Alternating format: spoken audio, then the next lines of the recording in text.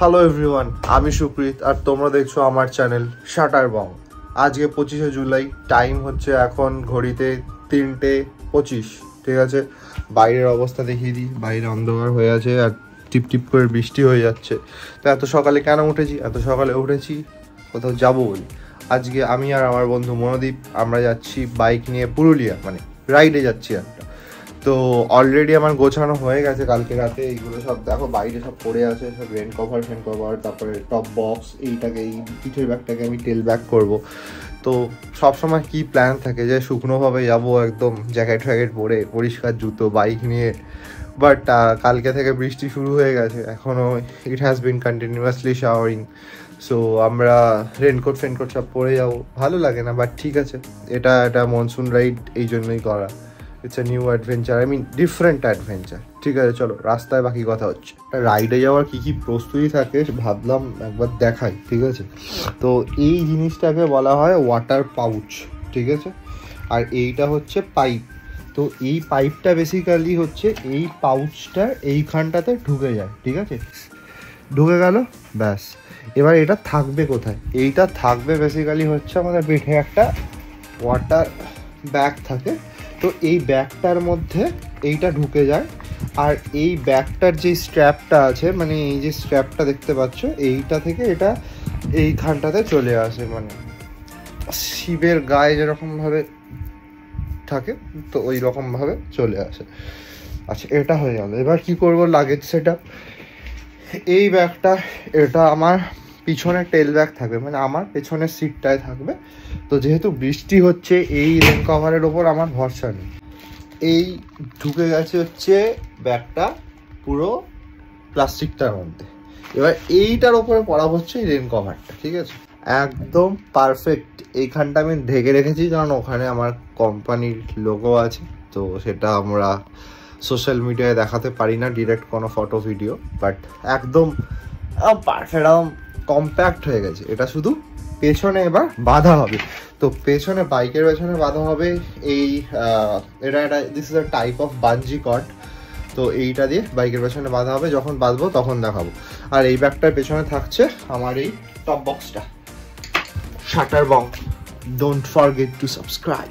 ভাবলাম তোমাদেরকে দেখিয়ে দিই যে আমি টপ বক্সে কী কী ক্যারি করি। তো টপ বক্সে মানে আজকে স্পেসিফিক্যালি কী কী ক্যারি করছি। তো এটা আমার টপ বক্স, এটা একটা 25 লিটার টপ বক্স। এটা হচ্ছে আমার অ্যাকচুয়াল মেন গ্লাভসটা, বাট ওইটা যেহেতু এখন বৃষ্টি পড়ছে এটা পরবো না। আমি একটা সেকেন্ডারি গ্লাভস পরবো, যেটাও ভালোই, মানে প্রোটেকশানটা মানে কাছাকাছি, অতটা না হলেও। এটা হচ্ছে আমার মোটো জ্যাক, কারণ আমার বাইকের সেন্টার স্ট্যান্ড নেই। তো বাইক রাস্তায় কখনো তুলতে হলে তো এই মোটো জ্যাকটা কাজে লাগবে। এটা একটা বাইকের ক্লথ নিয়েছি। আচ্ছা, এখানে সানগ্লাস, যেটা মনে হয় না আজকে লাগবে। এখানে আর একটা আমার ছোটো গ্লাভস আছে। এখানে একটা টাওয়েল আছে মুখ টুক মোছার জন্য যদি ভিজে টিজে যাই। এবার যে জিনিসটা লাগবে সেটা হচ্ছে এটা আমার রেনকোটটা এখন বের করতে লাগবে। এখানে একটা বাইকের লক আছে। আর এটা তো আমি বেসিক্যালি এটা খুব হালকাই রাখি। আর এই যে জয় বড় মা, দেখো যাতে রাইডটা ভালো হয়। জয় বড় মা। ওকে, ওয়েল, আমি রেডি ফুল গিয়ারে। পড়তে কীরকম ঘাম হয় দেখো। ঠিক আছে, এরপর জাস্ট রেনকোটটা পরে নেবো। তখন যেটা দেখাচ্ছিলাম ওয়াটার ইয়েটা, তো this is the water pipe. আর বাকি সব ঠিক আছে। এবার বেরিয়ে পড়ছি, আগে গিয়ে আবার কন্টিনিউ করছি। সো ওয়েল, আমরা বেরিয়ে গেছিলাম, আমি আর মনোদীপ আছে। আমরা দুজন রাইড করছি। এইটা হচ্ছে মনোদীপের বাইক, আর এটা আমার বাইক। এটা মনোদীপের বাইক, এটা আমার বাইক। এবার আমরা কেন দাঁড়িয়েছি, যেতে আমি একটা র্যাটলিং সাউন্ড পাচ্ছিলাম বাইকে। তারপরে দেখলাম যে এইদিকে ফগ লাইটের ক্ল্যাম্পটা ভেঙে গেছে। ক্ল্যাম্পটা ভেঙে যাওয়াতে ফগ লাইটটা ঝুলছে। তারপর ওটাকে খুলে টপ বক্সে ঢুকিয়ে দিয়েছি। এখন দাঁড়িয়ে আছি, প্রচণ্ড বৃষ্টি হচ্ছে।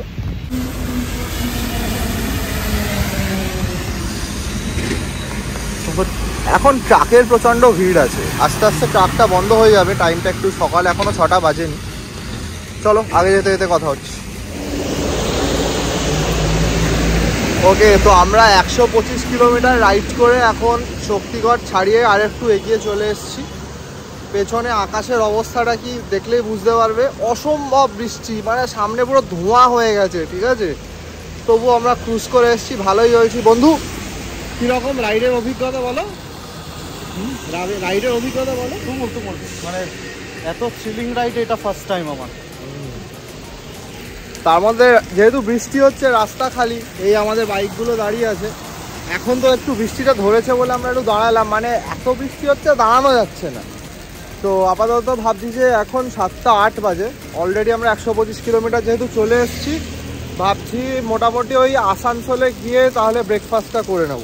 আর এখানে এখন দাঁড়াচ্ছি না, বাকি আপডেট আসানসোলে।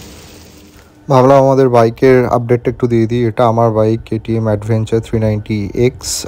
এই যে আমি এভাবে লাগেজটা সেট আপ করেছি, এভাবে বলছিলাম। আর পেছনে দাঁড়িয়ে আছে মনোদীপের বাইক অ্যাভেঞ্জার 160। ও একটা ট্যাঙ্ক ব্যাগ নিয়েছিল আর পেছনে একটা লাগেজ নিয়েছিল। গাড়িগুলো যাচ্ছে রাস্তা দিয়ে, ভেজা রাস্তা দিয়ে, হেভি লাগছে, হেভি।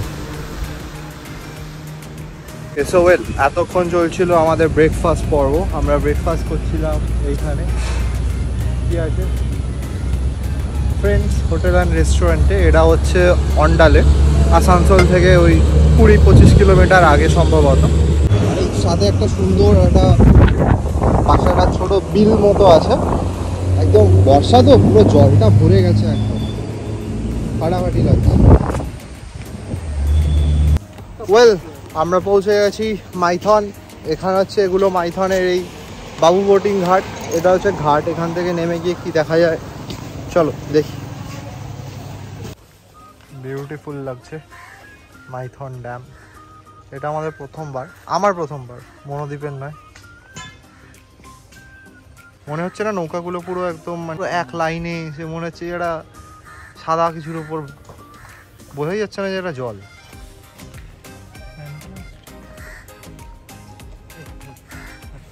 ও হ্যাঁ, আর এটা বলতে ভুলে গেছিলাম, মাঝে ওটা একটা আইল্যান্ড আছে, তো ওটার ধারে ফারে মনে হয় নিয়ে টিয়ে যায় বোটে করে, এই যে আইল্যান্ডটা। আর মেন ড্যামটা মানে যেই লক গেটগুলো আছে ওইগুলোর ওপর দিয়ে বেসিক্যালি আমরা এই জায়গাটাতে এলাম। তো ওখানটায় দাঁড়াতে দেয় না, তো যদি দাঁড়াতে পারি তাহলে ওখান থেকে একটা ভিডিও ছোট শ্যুট করে নেব। এই আমরা এখন চলে এসেছি লক গেটটার ওপরে। এখান থেকে ওই দূরের ছোট্ট একটা আইল্যান্ড লাগছে। ওকে, ওয়েল, আমরা মাইথন থেকে একটা ভীষণ সুন্দর রাস্তা দিয়ে রাইড করে চলে এসেছি পাঞ্চেতে। আমার এটা আফসোস হচ্ছে, আমি জানি না আমার কথাটা শুনতে পাচ্ছ কিনা, হেলমেটটা পরা আছে। আমার এটা আফসোস হচ্ছে যে আমি কেন দেখাতে পাচ্ছি না সবাইকে যে রাস্তাটাগুলো দিয়ে আমি বাইকটা চালাচ্ছি। অসাধারণ সুন্দর, অসাধারণ সিনিক রাস্তা, আর এত নিরিবিলি, এত শান্তি আছে এখানে, কি বলবো। মানে আমি দেখাতে পারলে তোমরা বুঝতে পারতে। বাই দ্য, মানে তোমরা যদি কখনো আসো নিজেরা, you will feel it. But এখানে যখন আমি চলে এসেছি মাইথন এই পাঞ্চেতে, তো আমি তোমাকে দেখাচ্ছি। একদিকে আছে আমার এই সাইডে আছে হচ্ছে পাঞ্চেত যে ড্যামটা পুরোটা দেখতে পাচ্ছ, আর এই সাইডে দেখতে পাচ্ছ পাহাড়। জাস্ট পাহাড়ের ওপরটায় দেখো মেঘগুলো একদম পুরো জমে আছে, আর চারদিকে এইরকম গ্রিন হয়ে আছে। আমরা জাস্ট এইটাকে উপভোগ করার জন্যই এই ট্রিপটা প্ল্যান করা হয়েছিল, যাতে এই সবুজটা দেখতে পাই, যেটা আমরা শহরে দেখতে পাই না। আর রাস্তা হয় পুরো রাস্তা এরকম রাস্তা হলে কার না বাইক চালাতে ভালো লাগবে, বাইক যতই নোংরা হোক। এইবার দেখো জাস্ট পাহাড়টার ওপর থেকে মেঘটা সরে গেছে, পুরো মায়াবী লাগছে, মায়াবী। আমরা তো এখানে দাঁড়িয়ে অনেকক্ষণ ফটো টটো ভিডিও টিডিও তুললাম, রিলস টিলসে শ্যুট করলাম, এখনও এখানে আমরা আছি। এবার বেরোবো আমরা গড় পঞ্চকোটের দিকে। এখানে যেতে যেতে ভাইয়ের সাথে আলাপ হয়েছে, ভাই আমাদের চ্যানেল ফলো করছে, আর পেছনে এরকম সুন্দর আকাশ। এইভাবেই চলতে চলতে রাস্তায় আমরা বন্ধু বানাই, এইভাবেই নতুন নতুন গল্প তৈরি হয়। আমার জন্য এটা ফার্স্ট টাইম যে দূরে পাহাড়ের ওপরে মেঘ দেখতে পাচ্ছি, আর অ্যাট দ্য সেম টাইম তলায় এত বড় একটা লেক, জাস্ট অনবদ্য। বাইকটা দাঁড় করানোর কোনো ইচ্ছা ছিল না, আমি বাধ্য হয়ে বাইকটা দাঁড় করালাম এইটা দেখানোর জন্য যে আমরা কোন রাস্তাটা দিয়ে বাইকটা চালাচ্ছি। ঠিক আছে, এতক্ষণ তো ভালো রাস্তা ছিল, দারুণ রাস্তা, 2 লেন, ঠিক আছে, ডান দিকে ড্যাম ছিল, বাঁদিকে পাহাড় ছিল, কিন্তু এখন আমরা ঢুকে গেছি একদম প্রত্যন্ত জঙ্গলের ভেতরে। আমরা যাচ্ছি এখন পাঞ্চেত থেকে গড় পঞ্চকোট। এই রাস্তাটা অসাধারণ সুন্দর, কেউ নেই এখানে, জাস্ট দেখো রাস্তাটা এইরকম পুরো জঙ্গলের ভেতরটা দিয়ে রাস্তাটা এরকম, আমরা ছাড়া কেউ নেই। এখান থেকে একদম আরামে 4th গিয়ারে বাইক চালাচ্ছি, মজাই আলাদা। ও মানে জাস্ট দেখানোর জন্য আমি থামালাম না, আমার ইচ্ছা করছিল না বাইকটা দাঁড় করানোর। চল দাঁড়া। গ্রাম বাংলার সৌন্দর্যটা যে কতটা সেটা এখানে এসে বোঝা যাচ্ছে। এইখানে হচ্ছে শালুক ফুল, পেছনে পাহাড়টা, আর এই রাস্তাটা দিয়ে আমরা যাচ্ছি। এটা দেখে আমার একটা লাইন মনে পড়ছে, ছায়া শুনি ভিড়, শান্তির নীড়, জীবন জুড়াবে তুমি। এতটা বাইক চালিয়ে যখন এলাম, এসে যে মানে এটা তো রিমোট, ঠিক আছে, তো এই রিমোটটাতে আসার পর, গড় পঞ্চকোটে আসার পর কি করে বুঝবে যে ইটস ওয়ার্থ এভরি পেনি? যখন আমি ক্যামেরাটাকে ফ্লিপ করব তখন বুঝবে। এই দেখো কি সুন্দর দুটো ছাগলের ছানা ওদের মার কাছে বসে আছে। আর এইখানে হচ্ছে সেই গড় পঞ্চকোট। এইটা যখন রাস্তা দিয়ে চালাতে চালাতে হঠাৎ করে দেখতে পেলাম না, সেই সত্যিকারে সেই দুর্গ রহস্যর মতো মনে হচ্ছিল যে একটা কিছু একটা খুঁজে পেয়েছি, ঠিক আছে। তো এইখানে এই গড় পঞ্চকোটের বাইরে এখানে একটা মানে বিডিও অফিসের তরফ থেকে পুরো ম্যাপটা দেওয়া আছে গড় পঞ্চকোটের। কোথায় দেখো রানীবাঁধ, কোথায় রানীমহল, দরবার মহল। এই হচ্ছে গড় পঞ্চকোটের মন্দির। আর ওইখানে একটা ছোট দুর্গ মতো আমি দেখতে পাচ্ছি, যেটা আমি দেখাচ্ছি জুম করে। ওটা কি মাসি? ওই দূরেরটা? আচ্ছা, ওই দূরেরটা মাসি বলছি, দূরেরটা হচ্ছে কালী মন্দির আর লক্ষ্মী মন্দির। আর এটা রাধাকৃষ্ণ, তাই তো? হ্যাঁ, এটা রাধা গোবিন্দর মন্দির গড় পঞ্চকোটে। তো গেটটা খুলে দিয়েছে, আমি ঢুকছি একটুখানি, জুতো পরে আছি, ভেতরে ঢুকবো না। এই ঠাকুরের পুজো হয়, রাধা গোবিন্দ। আর এই হচ্ছে গড় পঞ্চকোট।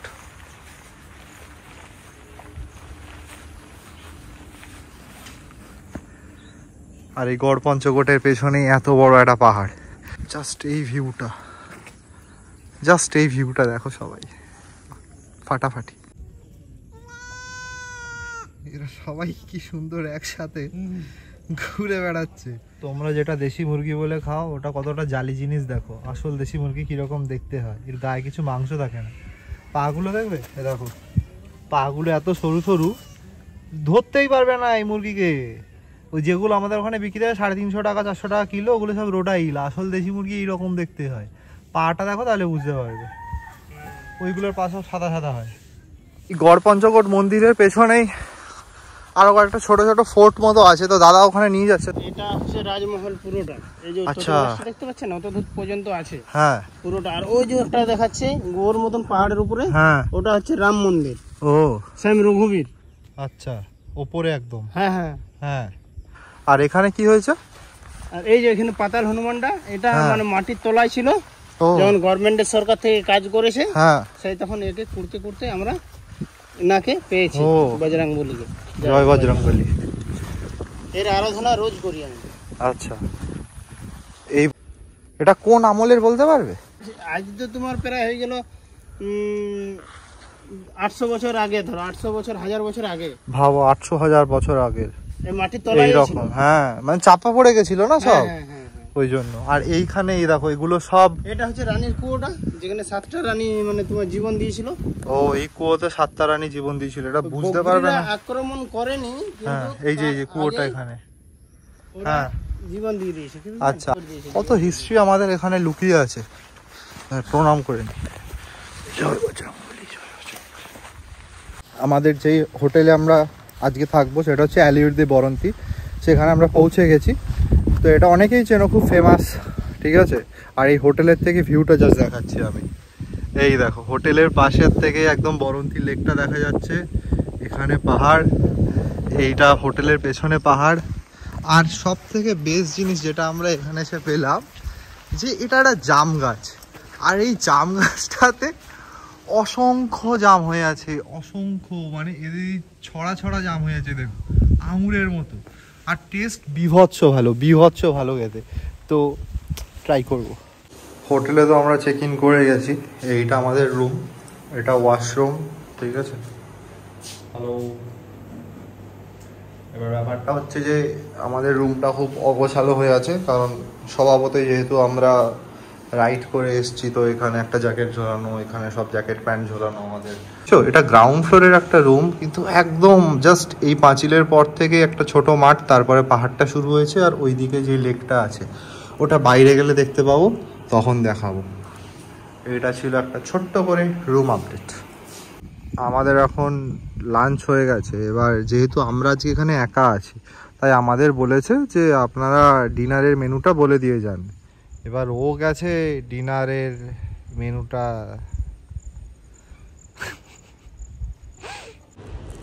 সেই জাম গাছ থেকে আমরা এই জামগুলো পেড়েছি, স্পেশালি মনোদীপ উঠেছিল গাছে। এবার এই প্যাকেটে এই জামগুলো আছে, এটাকে ধোবো, ধুয়ে খাবো। আর পিছে আমি মিছে ছুটে যাই বারে বার, আমি যে জলসা করে। একটু হোটেলের বাইরে এসেছিলাম হাঁটাহাঁটি করতে, এখানে অনেক রকম আওয়াজ শুনতে পাচ্ছি, মানে বিভিন্ন সরীসৃপের।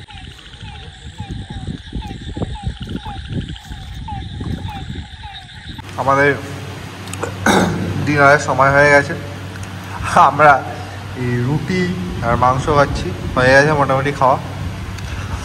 এখন তো শেষ, আজকে আর কিছু কভার করার নেই, কারণ এইখানে বেসিক্যালি যেই সূর্যের আলোটা নেমে যায় না, তো ওখানে আর কিছু করা থাকে না, সব দিক অন্ধকার। তো আজকের ভ্লগ এখানেই শেষ হলো, কালকে কন্টিনিউ হবে অযোধ্যা থেকে।